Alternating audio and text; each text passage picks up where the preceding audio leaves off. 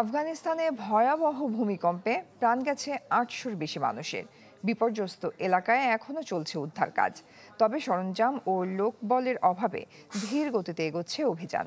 বারবার আন্তর্জাতিক সহায়তা চেয়েও তেমন সাড়া পায়নি তালেবান প্রশাসন। এদিকে ভূমিকম্পের সবচেয়ে ক্ষতিগ্রস্ত কুনার এলাকার প্রায় প্রতিটি ঘরই মারা গেছেন কেউ না কেউ।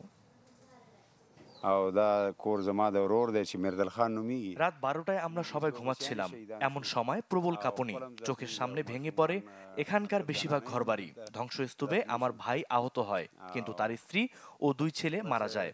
আমি শেষ সময় ছুটে বের হতে পেরেছি বলে কোনো মতে প্রাণে বেঁচেছি।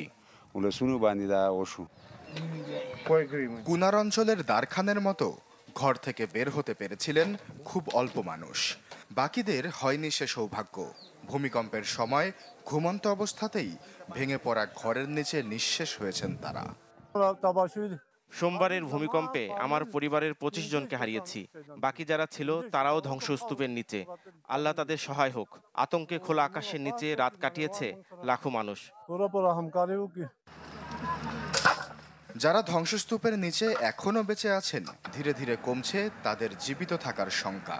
প্রাকৃতিক প্রতিকূলতা, সরঞ্জামের অভাব ও দারিদ্র্যে উদ্ধার কাজে হিমশিম খাচ্ছে তালিবান প্রশাসন। তবু সীমিত পরিসরেই দ্বিতীয় দিনের মতো চলছে উদ্ধার অভিযান। আমাদের এখানে গ্রামের পর গ্রাম ধ্বংস হয়েছে, বাড়িঘর সব মুখ থুবড়ে পড়েছে। অথচ 24 ঘন্টা ধরে অক্লান্ত শ্রম দিয়েও মাত্র 200 জনকে উদ্ধার করতে পেরেছি। কিন্তু শুধু এইটুকু অঞ্চলেই এখনো 350-রও বেশি মানুষ ধ্বংসস্তূপের নিচে। অতি দ্রুত আন্তর্জাতিক মহলকে এগিয়ে আসতে হবে সহায়তায়।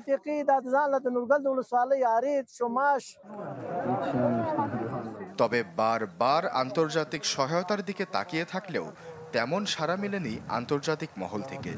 উদ্ধার ও ত্রাণ অভিযানে মাঠে আছে জাতিসংঘ ও বিশ্ব খাদ্য সংস্থা।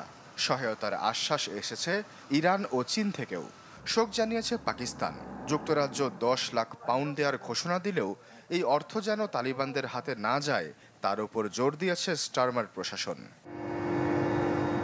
রোববার মধ্যরাতে আফগানিস্তানের পূর্বাঞ্চলে আঘাত হানে 6 মাত্রার শক্তিশালী ভূমিকম্প। এতে বিধ্বস্ত হয় নাঙ্গাহার ও কুনার অঞ্চলের বেশিরভাগ পাহাড়ি গ্রাম।